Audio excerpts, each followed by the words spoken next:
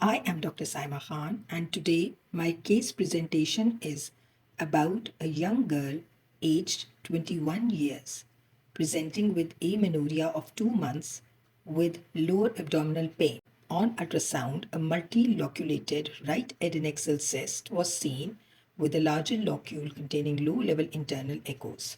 Uterus was seen with thick endometrial echoes containing small cystic areas.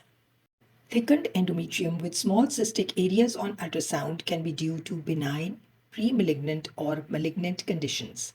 The clinical context, age, menstrual history, symptoms helps us to guide the differential. Normal endometrial thickness ranges from 6 to 12 mm. If thickness exceeds 14 to 15 mm with cystic changes, pathology should be considered. In differential diagnosis, there are benign conditions, pre-malignant and malignant conditions. Diagnostic approach. First of all, clinical evaluation is done according to age, symptoms, which are bleeding and pain, menopausal status. Risk factors involve unopposed estrogen production, drug intake, and obesity. Lab tests should be done, including β-hCG to rule out pregnancy-related conditions, CBC CRP, if infection or chronic endometriosis is suspected. Imaging will include pelvic Doppler ultrasound.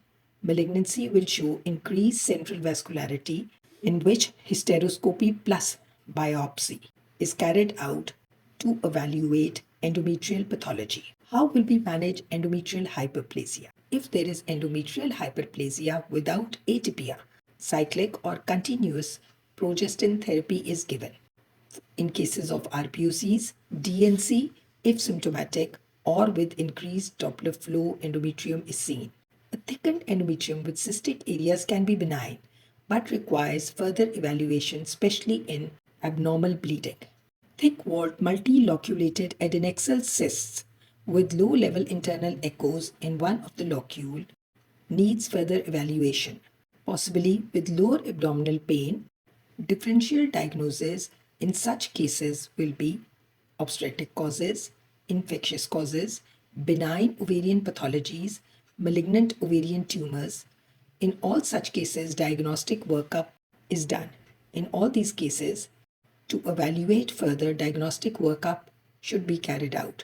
This includes β-hCG to rule out pregnancy-related conditions which might be ectopic or molar pregnancy.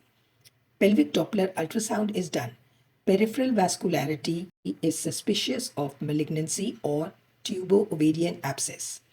Avascular cyst is likely benign, which includes hemorrhagic cyst or endometrioma. CA-125 should be carried out if malignancy is suspected. If infection is suspected, CBC and CRP should be done. MRI pelvis is recommended for further characterization. Endometrial biopsy is suggested if abnormal uterine findings are seen. Management approach includes, if early pregnancy-related symptoms are there, conservative management is carried out.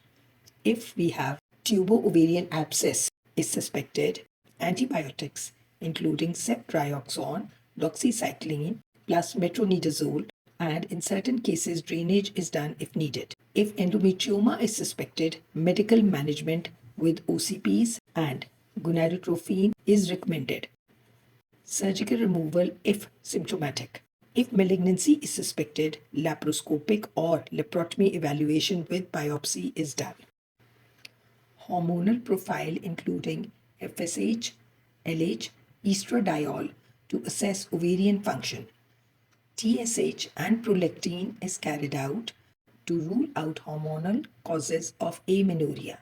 Imaging studies, as previously mentioned, includes Doppler ultrasound, endometrial sampling, which includes biopsy or DNC if endometrial thickness is more than 12 mm. In cases of conservative treatment, observation and follow-up is required. Repeat ultrasound in 6 to 8 weeks of time. Pain management is done through non-steroidal anti-inflammatory drugs. oral contraceptives to suppress new cyst formation. What is the conclusion? This patient's presentation of multiloculated adnexal cyst with internal echoes and thickened endometrium with cystic areas raises concerns for possible endometriosis, hemorrhagic cyst, infection which includes tubo-ovarian abscess, and chronic endometritis.